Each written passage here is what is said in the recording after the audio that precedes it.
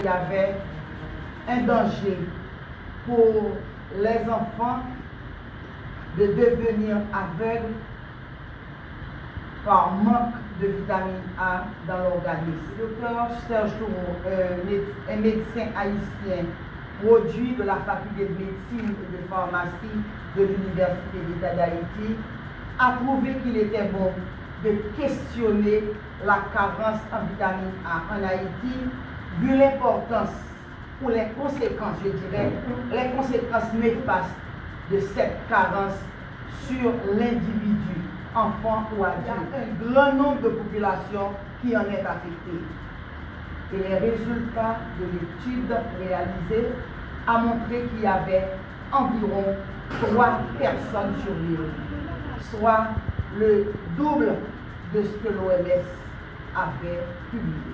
Ce que vous devez savoir et ce que nous attendons de vous, c'est de faire savoir à la population que les carences en vitamine A les conséquences de cette carence sont inévitables, mais la carence peut être corrigée.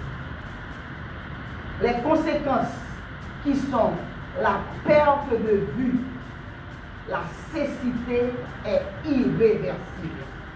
Cependant, si on consomme les aliments sources de vitamine A, on peut éviter la carence, on peut prévenir la vitamine A. Et la nature a si bien fait les choses qu'on ne perd pas les deux yeux en même temps.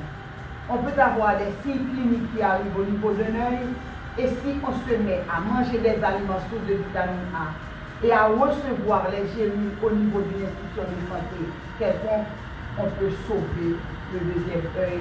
Et si le premier n'est pas atteint au stade ultime de zérophthalmie, on peut encore garder la vision au niveau de l'œil qui présentait SLP. Là où se trouvent les populations vulnérables, et là je peux dire que les populations vulnérables qui sont à risque de carence en vitamine A se retrouvent au niveau de tout le pays.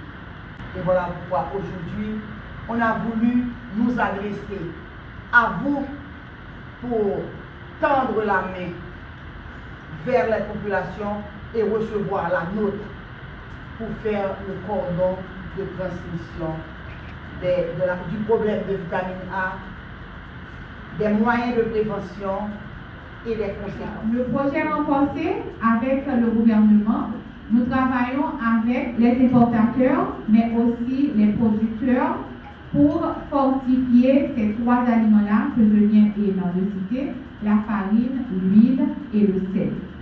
En plus, nous faisons de la sensibilisation auprès des consommateurs et de toutes les parties prenantes pour que la population soit au courant des conséquences des carences en micronutriments et qu'ils font choix des produits fortifiés.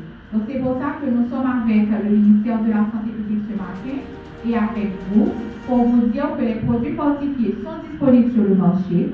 L'huile enrichie en vitamine A est disponible sur le marché.